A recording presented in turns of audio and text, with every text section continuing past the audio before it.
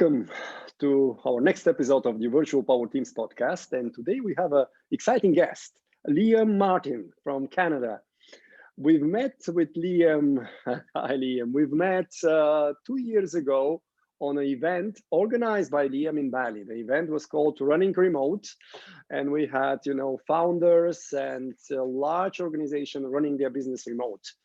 And I was a speaker. Liam invited me to speak there, but it was an event already happening. So there were several iterations of this event, and I was amazed to mingle and to connect with people running fully remote. And Liam is an entrepreneur as well.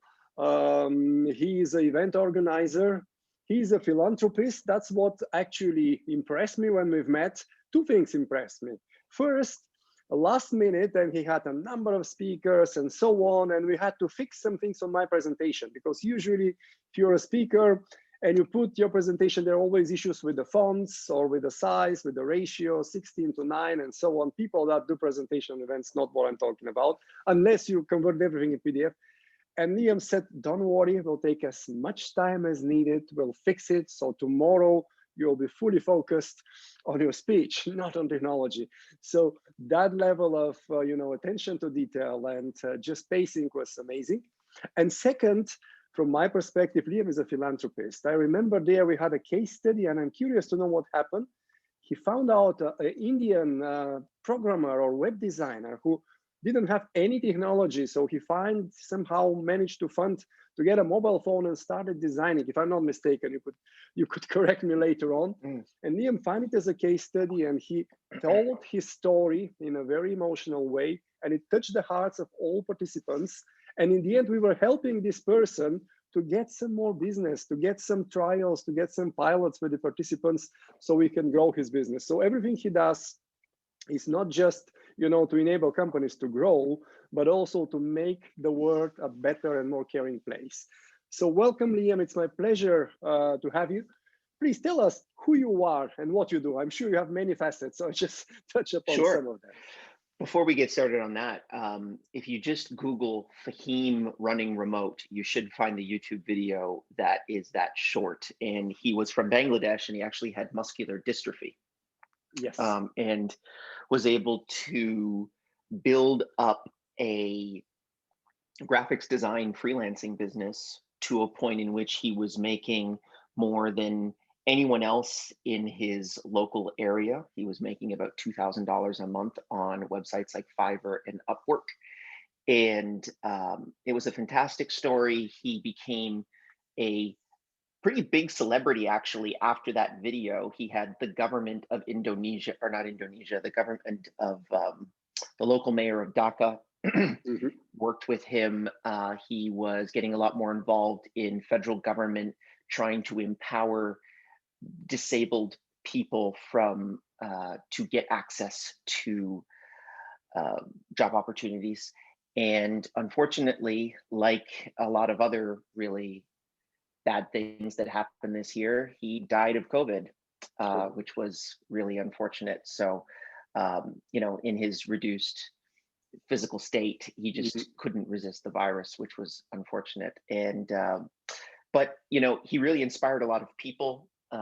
You can go onto YouTube, and if you just type in Fahim running remote, there are literally dozens of videos about this guy all over the internet that have hundreds of thousands of views. So we were really happy that we were helping to inspire people that wouldn't have classically been able to attend a conference like this. I think so much when we think about remote work, we think about people with MacBook Pros in Berlin or Toronto or New York.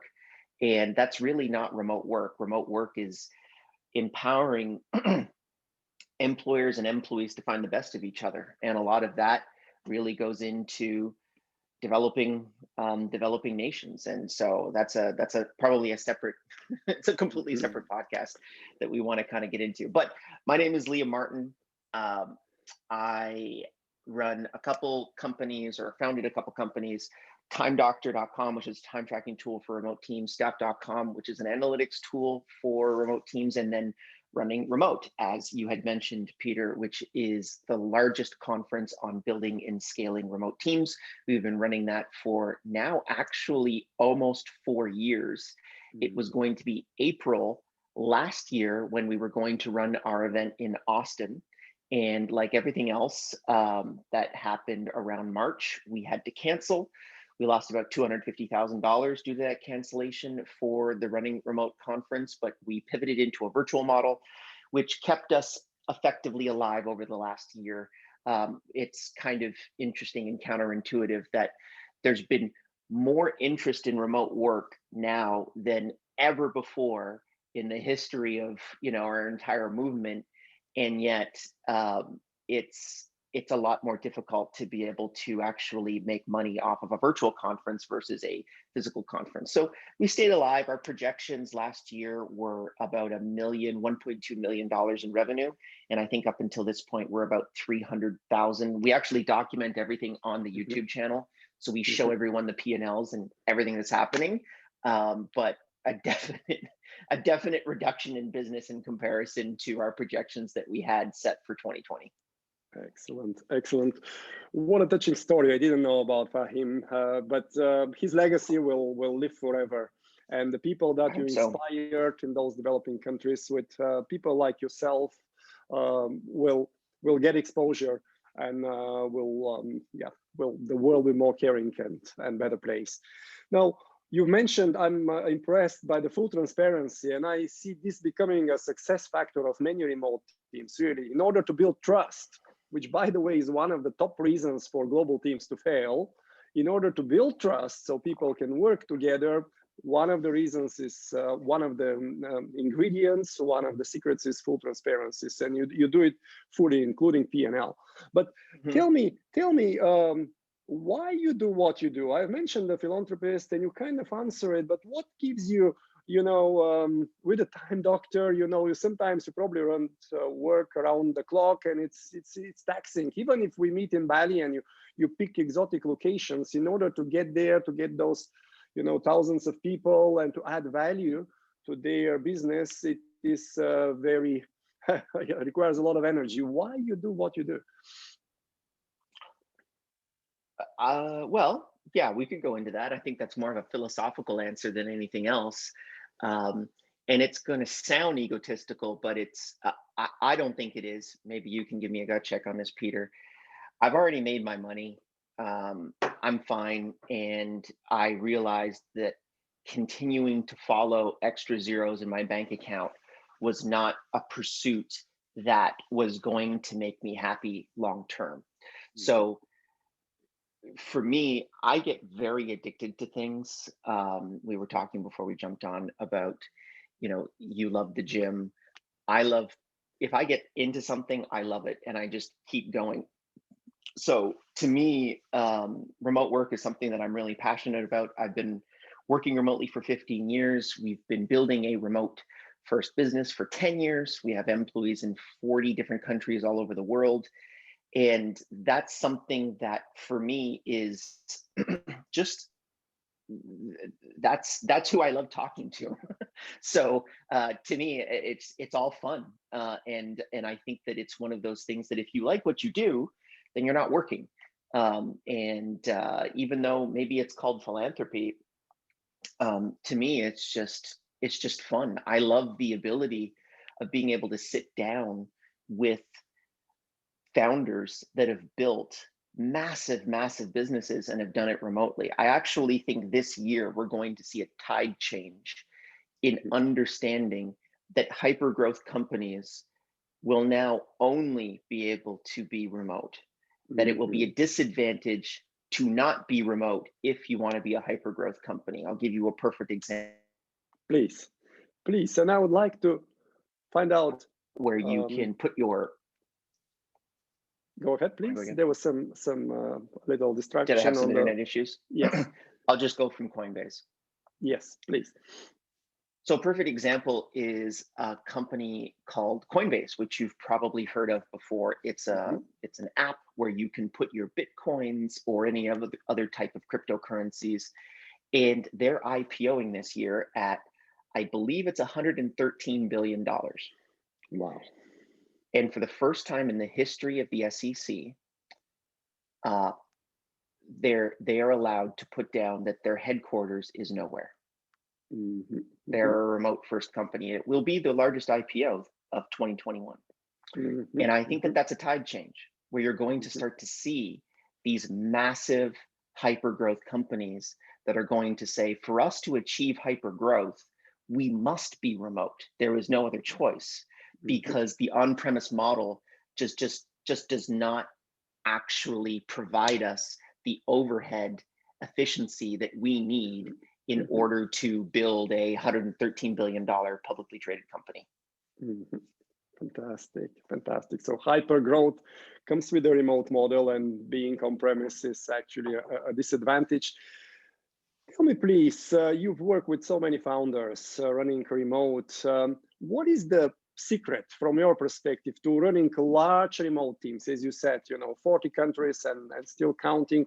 What is the secret there to still be effective? Because some managers are afraid, some founders say, okay, I need to control. And so I know it's old fashioned, but if you go big numbers, then it's a different ballgame. From your perspective and experience, what is the secret? Yeah, so I think that this is an interesting one to kind of touch on, and we think about it a lot. I thought about it a lot. One of the initial kind of methodologies or thesis for starting running remote was to figure out how actually all of these remote teams worked.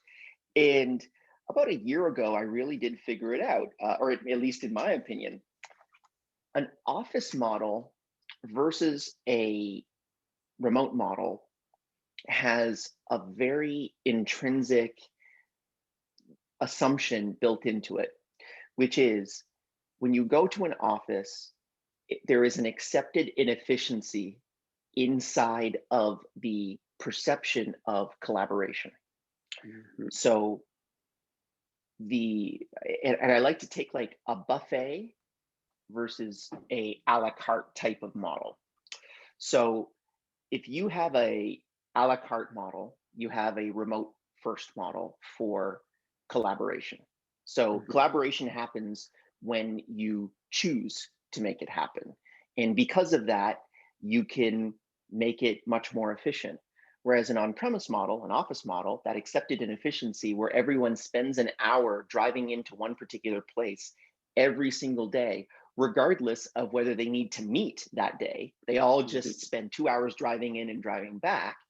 It's the buffet model, which is, well, collaboration is effectively free because we've already paid the cost of being in that space.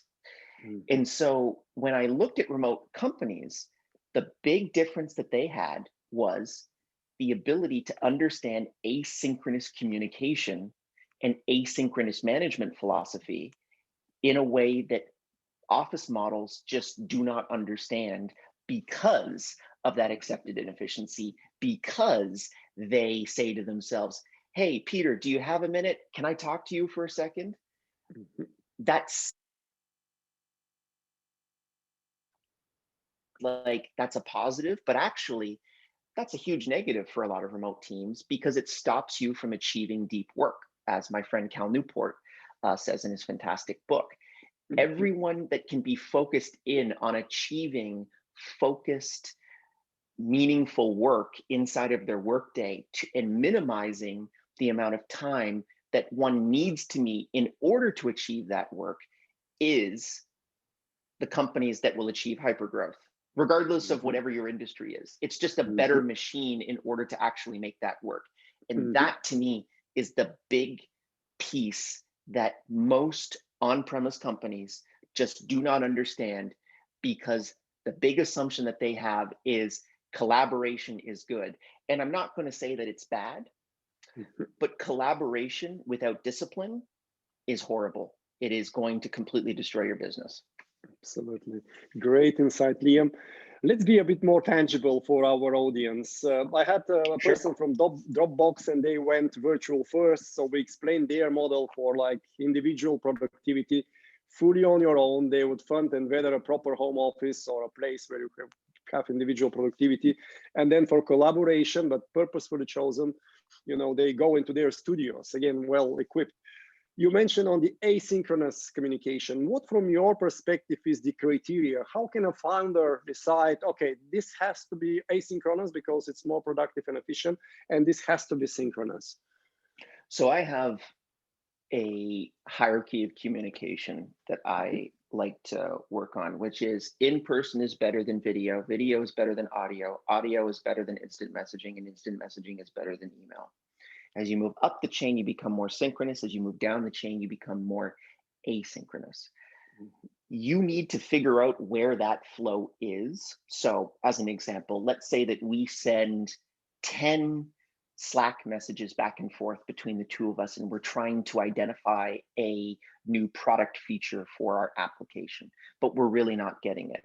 Well, what we should do is we should jump to a call as quickly as possible, because those are 10 notifications, which require 100% of my focus. And yet I should actually be working on deep work. So let's pull ourselves out of that moment and get into a video call, ideally, not an audio call, so that we can actually share our screens and collaborate. Maybe we're going to use a tool like Mural or Miro right inside of that Zoom call so that we can very clearly discuss exactly what we disagree on or agree on and come to some type of conclusion. That's an example of what I'm talking about. But the utopian direction, and this is something that not many kind of, and I'm sure you have a very good understanding of this, but most on-premise companies don't understand the utopian perspective for a remote first company is zero synchronous communication. Zero. It will never happen. That's why I call it the utopian ideal.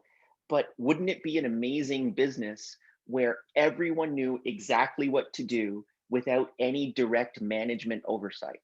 What if everyone just knew what their job was and knew exactly what to do and had all the instructions that they had right in front of them? And the software, i.e., the company, the processes that you have inside of the organization could be the tool that could scale you, as opposed to the manual human process of synchronous communication, which is generally quite, it's quite dirty, it's quite manual. That is how you build a hyper-growth company, because once you've unlocked that, once I can completely train a salesperson without actually having any human train them, I can build 10,000 salespeople tomorrow, because the system is what's building the salespeople, not the individual. And so again, this is a utopian perspective, but if you click your mind over to that mindset, then you start to make decisions that are very, very different from the accepted inefficiency of everyone needs to drive an hour into a particular space, work from their individual, cubicles, and then have these random interruptions throughout the day that they have to pay attention to, which is horrible for their productivity. Yeah, amazing. Question: I run a test called Visual Questionnaire, and just by clicking images without any words to avoid language barriers, people get their personality, and it's amazing how with 10 minutes, probably 50 clicks, it gives you a very accurate report, of what are your preferences, introvert or extrovert versus thinking, feeling, and so on. And it turned out that people now, with this extended period of COVID, people working from home, people which have a thinking preference, they versus feeling, they prefer to be in a structured way to go through a logical process.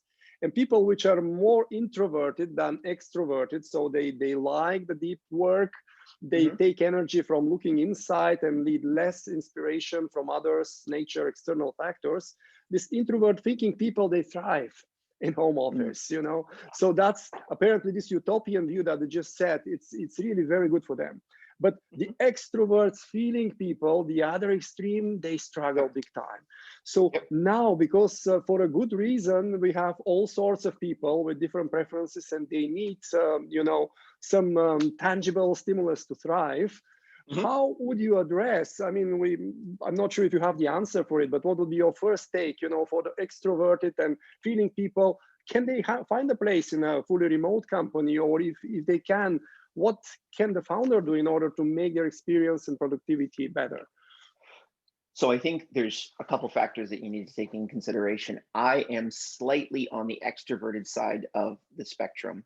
And so I do have those same issues that you talked about.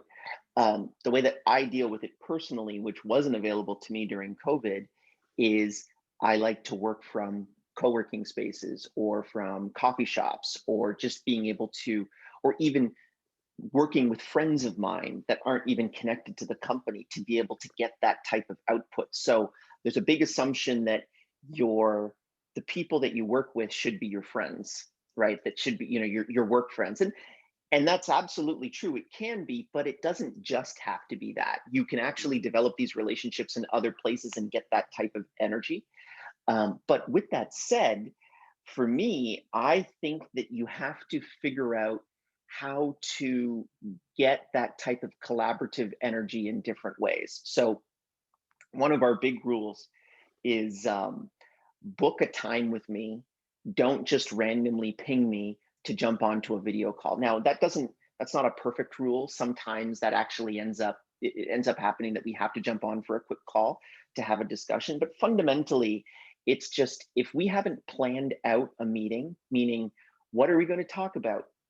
What are the metrics that we're trying to hit? What issues are we discussing? What are the outcomes from those issues? And then what are we going to do for the next time that we meet? If we don't have that stuff written down somewhere, then we really haven't thought of the meeting properly, and it can end up in a 45-minute, you've probably been in these, a 45-minute to like hour and a half kind of meeting about basically nothing, and you just end up chatting about, a bunch of stuff that doesn't really matter. So when you actually do meet, have a really focused process in place to be able to make those meetings efficient. And then for those extroverted people, they can be held between those kind of guardrails so that they're kept productive and don't go off on tangents, which I do all of the time.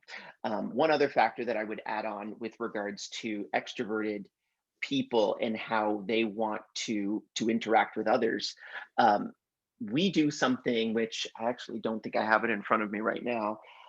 We got a whole bunch of Oculus Quests, virtual headsets, and we play games on Friday afternoons, which is one of the only time zones, EST, which is on one of the only time zones that a lot of our team members are available. And we play we play poker, some people play shooting games, whatever it might be. But that's another really cool outlet for people to be able to get access to a human form of communication that is much different from video. I would probably say virtual reality, even though you're not seeing the person's face, you see their finger movements. A lot of the times, actually, they will recreate the mouth on the avatar.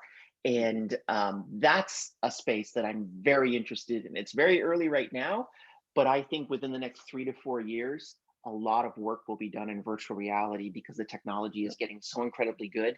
And that human, even just understanding how tall someone is, you can't do that on video, but you can do it in virtual reality, which is very interesting. Yes, that's.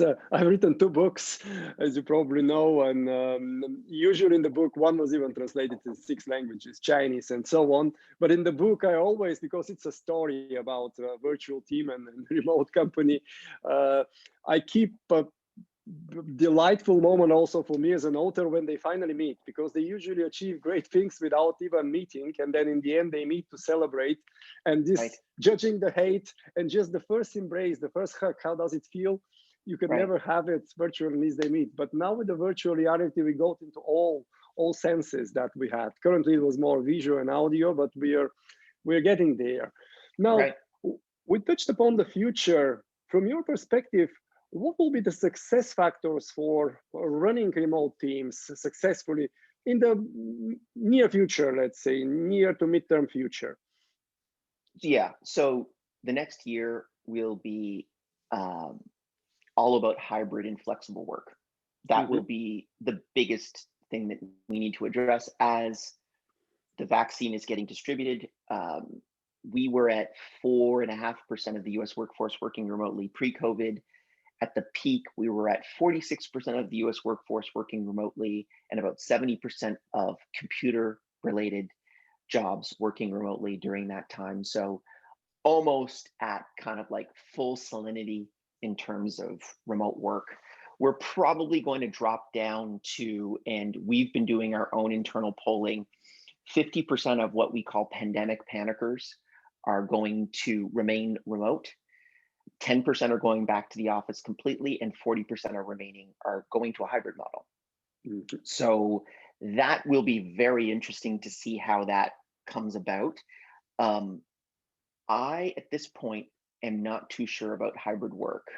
I I have not personally done it before myself, but I would actually take the side of Sid from GitLab, the CEO of GitLab, and he said it's probably better if you go back to the office versus remaining hybrid, because I think we're going to see all of these people go hybrid, and then I think within the next 12 to 18 months, you'll see those two groups slice off again, and I think you'll see a big percentage go back to the office saying, hey, it doesn't work, because they fundamentally don't understand that you need to actually achieve deep work in order to be successful with a remote model, and being interrupted constantly when you're working from home just does not actually produce a productive remote environment, particularly as it applies to asynchronous communication. And then another group will say, okay, we've kind of got this thing. We know what we're doing, and it looks like our remote team is still more productive than our office team. And it looks like the majority of our employees actually don't want to go into the office. And these are almost like vestigial, costs on our P&L that are just sort of an albatross hanging off of our necks, saying, man, we really should just get rid of, we're putting $100 million a year out of our $300 million budget into offices. We've just got to get rid of this thing. So I think you're going to see those two directions happen over the next year. And there's a whole bunch of other stuff connected to remote work, but I think that's the overarching kind of challenge. And that's exactly what we're actually going to address at the Running Remote conference: is how do you execute on hybrid? What are the pros and cons of it? Where's it going? What's going to happen once people figure out how to do it properly? These are all the questions that I have that we're trying to crack into at the conference. Great, fantastic. And please, we will share with the audience all this, the studies that you mentioned. Hopefully these are available, but for sure the Running Remote link, so people can really join there and get firsthand the experience with the speakers and with the debate with like-minded people. Now, you had quite a mileage with running large remote team companies and events. What is your most exciting experience with remote teams so far? What my most exciting, Or exotic, would, or something yeah, special? no, I would say it was meeting. Yeah, it's difficult to kind of boil it down to one single point. I would say the best talk that I've personally participated in at Running Remote was the debate of asynchronous versus synchronous communication at the end of the Bali event that you attended, which was the CEO of Doist, and then the CEO of, his name escapes me right now, but one of the largest customer success platforms in the industry. And we both, one person was synchronous, the other person was asynchronous, and we kind of had that debate. And I almost made up my decision on asynchronous versus synchronous communication in that debate, and I was more convinced to a synchronous model. One example with the CEO of Doist, Amir, he had people that worked in his company that he never did a video call with, never met in person, and never had an audio call. They were literally just Slack, like instant messaging and email, and that was it. And they were fantastic employees. They were some of the most productive employees inside of the organization, but there was no synchronous communication, zero. And I thought to myself, wow, that's amazing. I've never met a company that's done these types of things. And then when I started to actually talk to some of the earlier hyper successful remote teams, they all had the same story. They all had these people that had just never met synchronously, but were incredibly successful. So that was a big eye-opening moment for me. And then I would probably say just Another person that really standed out to me, who is a fantastic person, is Dimitri, who is the CTO and co-founder of GitLab, who spoke at Running Remote as well. And to just see how much of a regular person someone like that is, someone who, runs a 1,000+ seat, completely remote first organization, and is uh, and manages a multi-billion-dollar company. Very, very quiet, calm individual, which is also another trend that I see inside of remote teams. The founders are generally a lot less extroverted, and it might just be that introversion really attracts more remote first founders as opposed to in-office ones, but very calm, happy people that I like quite a bit. Yeah, yeah. Just let's touch upon the trust, because for global teams, the multinational, the trust is essential for high performance. And now we are talking hyper growth in a fully remote model. If you go for, as you said, utopia, fully asynchronous, is trust not needed any longer? Or what is the replacement of trust? So you could really ensure the hyper growth comes with high performance and with high quality of service and so on. I will just open a small bracket. There is another trend in virtual teams called flash teams. Stanford University came up with the term when they get together, particularly developers, to work on a project without knowing each other, without any synchronous communication. And then you have a platform which is taking care of the handover points. So very clearly defined mini roles, mini deliverables, and very clear handover points. So they call them trustless teams. They don't have to ever meet human to human. Now, from your perspective, yes, I've asked the question, what is the role of trust in a fully remote teams? And is there a replacement of trust in order to reach high performance on all levels? Well, that's a very interesting point. I never heard of the term flash teams, but it sounds like a very agile type of environment where you're just quickly coming together. These people are probably all experts. Actually, there was another really great organization that we had on at Running Remote, which was running a holocracy, which is an organization that effectively has no head, but it is an organization where if you need to hire someone, as an example, it will self-assemble people that will come together to hire that individual. Or let's say that you need to do your quarterly reporting. You'll have a team that will self-assemble in order to complete that particular task. So almost kind of like a cell, effectively. All of the different organelles inside of the cell will react to each other in order to accomplish a particular task. And I think that when you look at all of these different kind of organizations, you may be onto something that maybe we do require less trust. I've never really thought about it in that way, but maybe we do require less trust inside of remote first organizations. And that may indeed be why we can accomplish somewhat more from that type of structure. And when you look at a large corporate environment, particularly in getting a team to hum properly, trust is absolutely critical. But when you think about a fast moving tech startup, as an example, like use Coinbase. Coinbase is at 2,000 employees, and 3 years ago they had 100. So you're very, very quickly growing the organization. So there is no trust, right? There are people that have been working in the company for 6 months, and that's a long tenure inside of that organization. So a way to be able to, and that would be an interesting study to look at, is do remote teams facilitate an environment for output without actually building those, those trust relationships? I know for us personally, one of our key kind of components to who we are as a company is measurement on both sides. So we do use Time Doctor, which is our SaaS product, which is a time tracking tool for remote teams.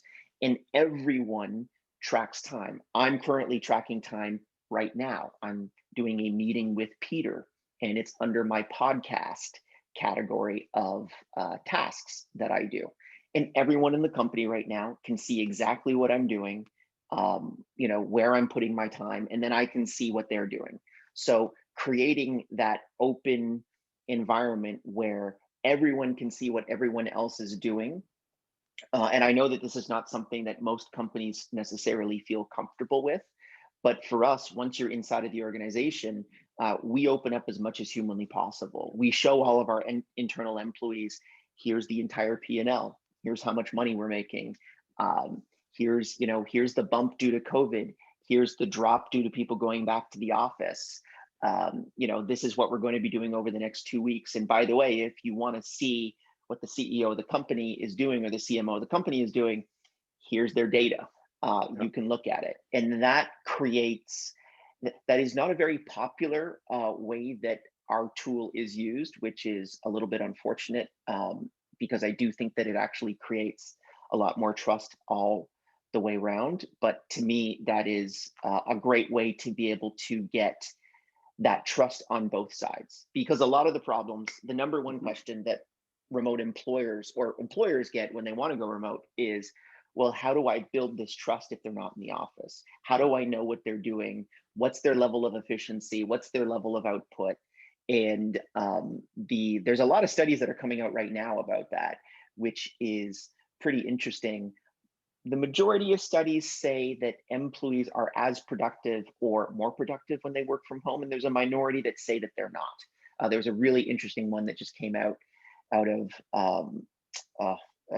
Harvard Business Review, which said 76% of employees believe they are more productive when working from home, and 67% of managers believe they're less productive than working from home.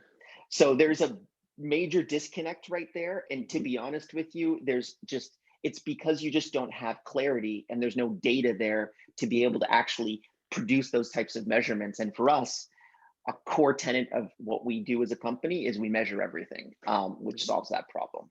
Yeah. Well, transparency is certainly the name of the game, I believe.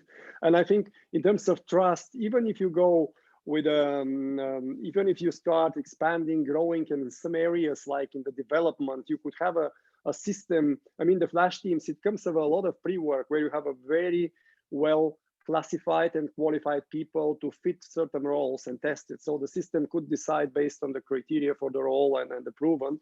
So the system can take over some of this trust, which usually is a human judgment. But on top, people that design the strategy and the product roadmap, I still believe it has to be a virtual power team, what I call it. They have to trust each other. They have to bond very well, and they could give the direction.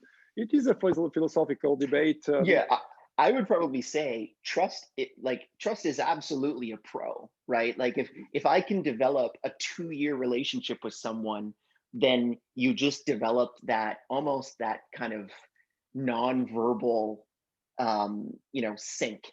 You probably have a better term for it, but everyone's in the zone. There's just that hum that you can get from an efficient team that trusts each other.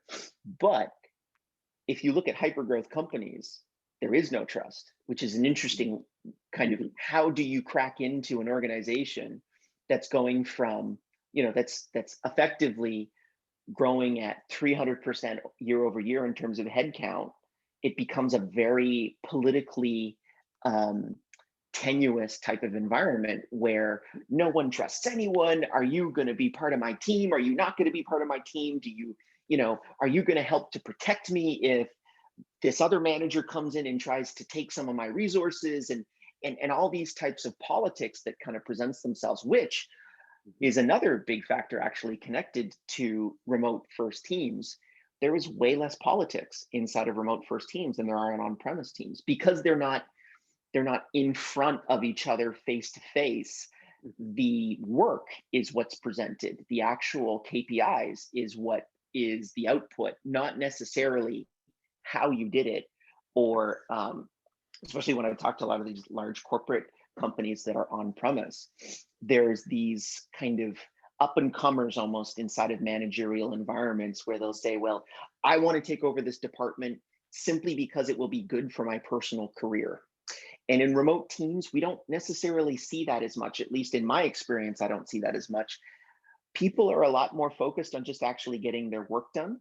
And because of that, I think it creates a much more kind of relaxed environment. But I don't have definitive data on that yet. I'd love to be able to see some studies as to like the politics of an on-premise organization versus a remote one. But it seems like there's a lot less of that political bullshit that goes on in remote teams.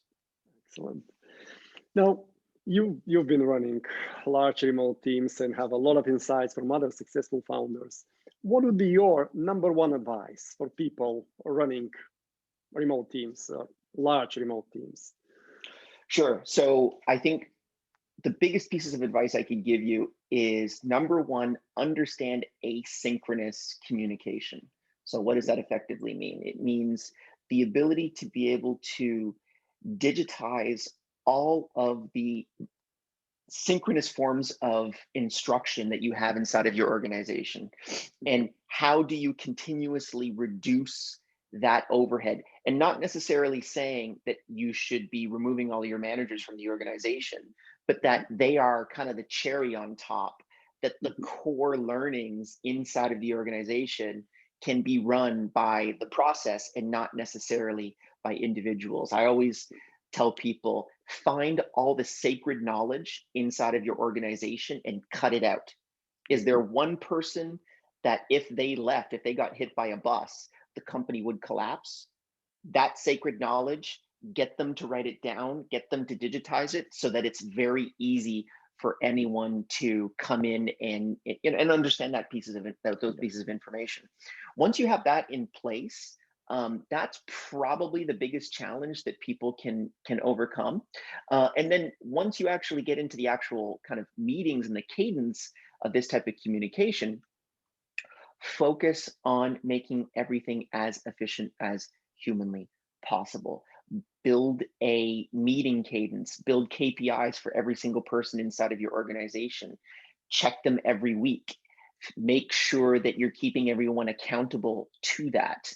Measure those results and make course corrections as quickly as humanly possible. Inside of remote teams, if you're not measuring that data and that output, a lot of the times it ends up becoming very problematic because it can get away from you very quickly. So you need to be able to make those course corrections as quickly as humanly possible.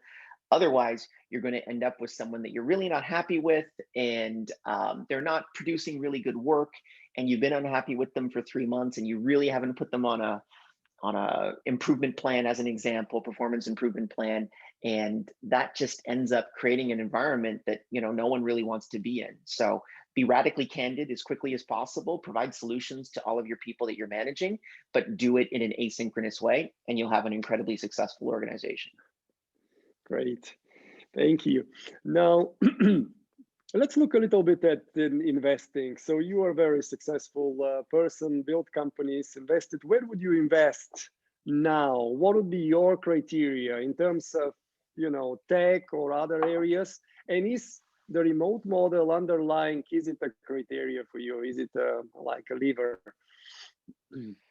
So we talked about this, I think, a couple of days ago, which is 2 funds that I was able to get into was Remote First Capital, run by Andreas Klinger, that was started actually at Running Remote.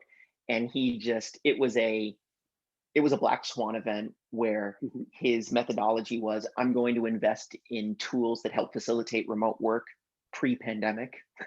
And then all of those tools ended up 40xing in terms of their valuations, which I'm very, very happy with. I wish I had been able to put more money into that fund. And then the other fund that I went into was Logos Fund by Shane Mack and the First Base founder. And that's another kind of fund that follows that same methodology. But if you can't get access to those types of funds, what I would suggest that you do is invest in any company that helps digitize the economy.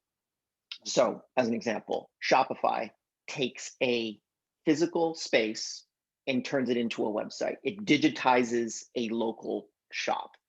That's something that I would invest in. Something like Hopin, which is something that Andreas's fund invested in. They take events virtual, and obviously that exploded during COVID, and they're probably not going to experience that type of growth moving forward. But absolutely a thesis that I would follow, and that's my personal investment thesis. Outside of, I definitely don't invest more than I can lose on that end. The vast majority of what I do is just ETFs in the general market. But if I'm going to do an individual stock pick, anything that helps digitize the economy will absolutely be a win over the next decade.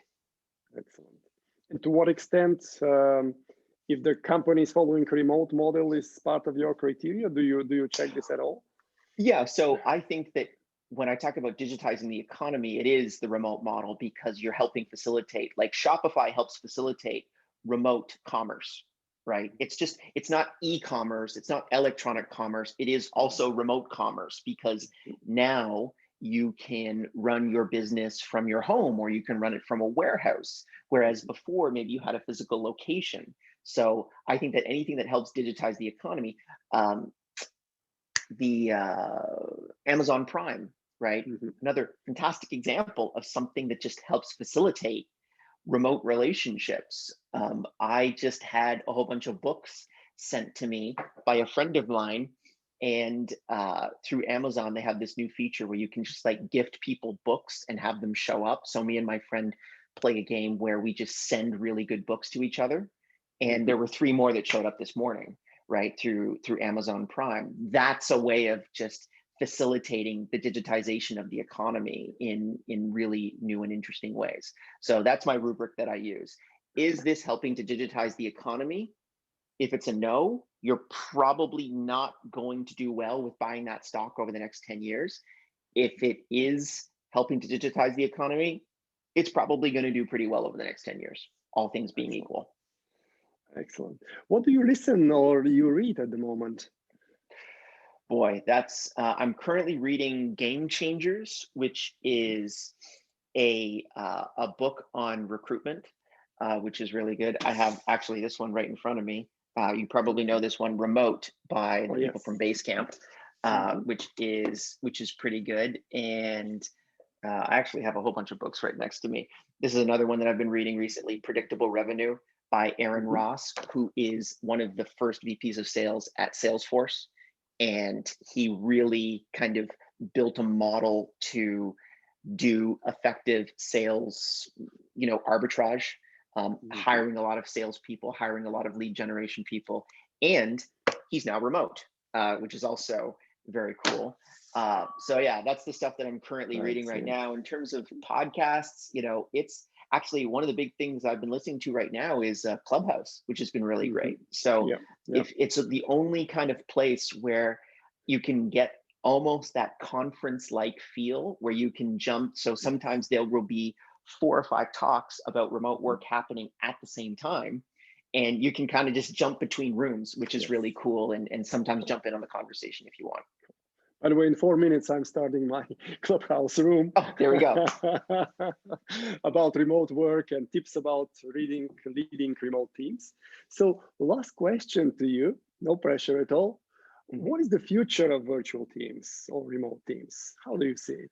There's a roadmap. I think that, so I think the next year, as I said, it's going to be hybrid, and it's going to be the debate over that. Probably the next 2 years, this year and next year, we're going to get into why people don't like virtual teams. And this is something that we never really encountered before, because just the pandemic facilitated this massive adoption of remote work everywhere.